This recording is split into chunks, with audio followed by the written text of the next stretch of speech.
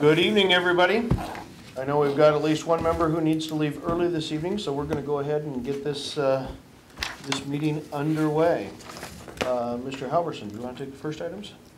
Yeah, I'd like to do a less than 1 minute introduction of the first item under Public Works. I think that this is an item that has been budgeted, has had a lot of attention by the Parks Commission, and it comes to you basically for a nod of the head and please go ahead and pursue this. And so with that introduction, Good evening. For those of you who don't know me, I'm Suzanne. I'm the Parks, Cemetery, and Building Facilities Manager. And I'm here to present the Steamboat Landing Kinetic Art project that we have moving forward to show how important it is to the Parks Commission. 3 of them are here, the other 2 on vacation, so we can't really speak for them, but it's very highly supported by at least the Parks Commission. So I'm going to do some more practical this. Just a little bit of history of the park, but the most important date on here is the very bottom date, January '96. That was when we had that huge flood and part of the dock was off the top of the pilings. And that's part of why this project is important. We plan on placing additional 5-foot caps on top of these 4 pilings that we've identified here so that we have a little bit more room in case we have another high water event. So the art will sit on top, and it adds a little bit of extra protection for our docks so that it doesn't float away again.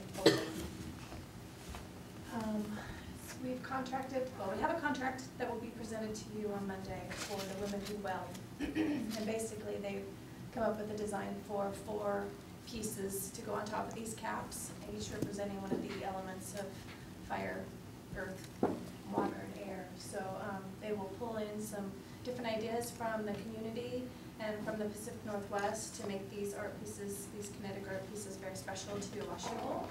And it will be a nice representation of the Pacific Northwest as well.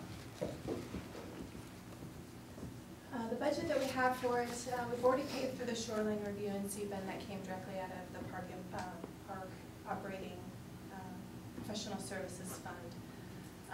The 4 kinetic sculptures with tax will be $10,820. And then we need to do the caps. And the estimate that we have, I'm sorry, my throat is kind of scratchy, is $6,200.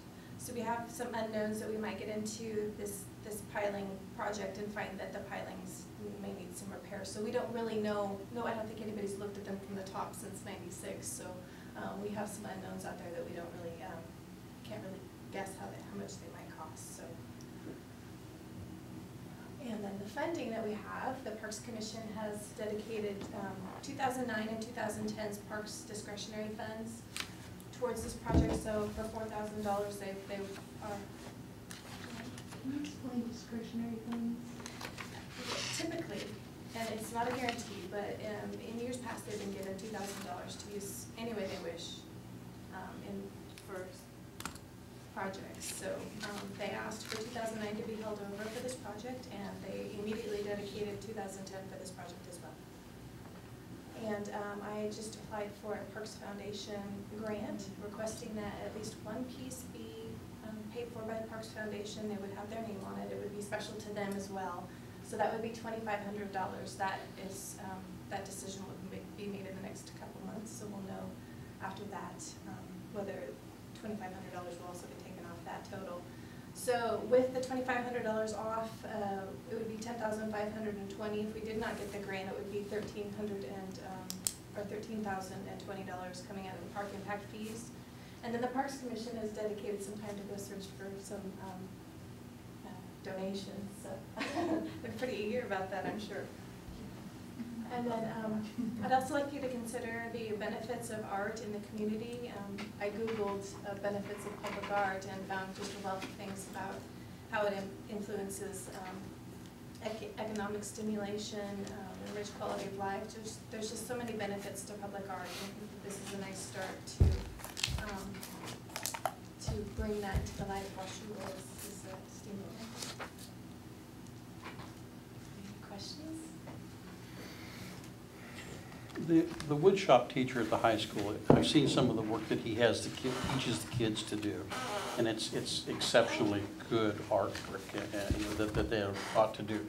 Is there ever a process, has anybody ever approached the city that maybe metal artwork would be brought to us from a school level or a college level?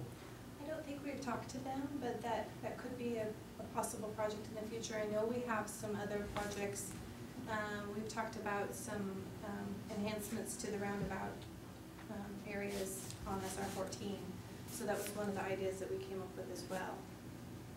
Well, the thought I have is like downtown here, is that if the Parks Board had a vision of what they would like to see in that, and maybe if we had a conceptual idea, then maybe the schools could be able to accomplish something like that. And I think, you know, you go over to Portland and downtown, those areas there, they've got a lot of artwork available down there, and maybe that's a start for us. We have talked to the Women Who Weld, and they have a program where they rotate art throughout communities. And if we had a place where we could fasten art down so that it didn't walk away, those would be for sale. But also we have a stimulated, you know, supply of art that comes through on a regular basis. So. We got it cool. Yeah. Yeah, Suzanne and I, as well as the Parks Board, have talked about art in public places, which is a function. There is a commission from the Washington State government, although it's like has no resources, financial resources this year.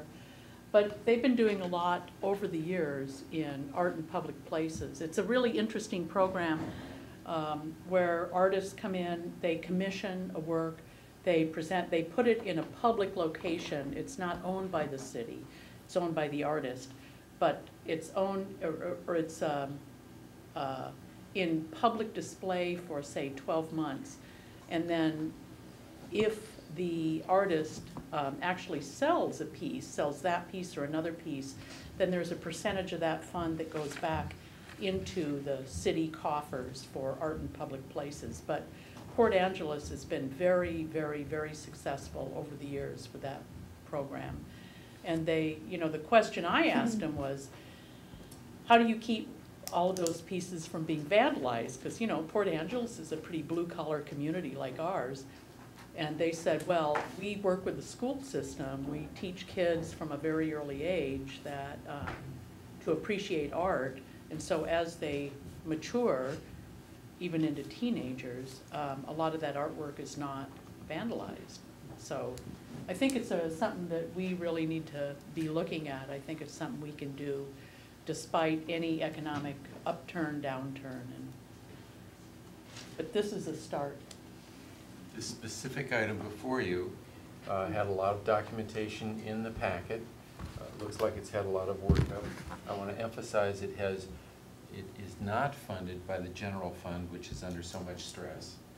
And the memorialization of this, if you allow it to proceed, would be in next week's action agenda to authorize the mayor to sign a contract with the group of artists.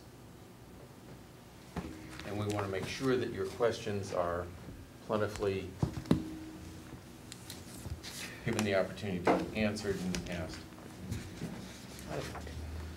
I've got a question.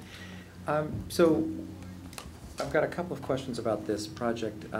First, what sort of a arrangement was there to bring Women Who Weld into this project versus other artists in the community? Well, I think that came out of their recent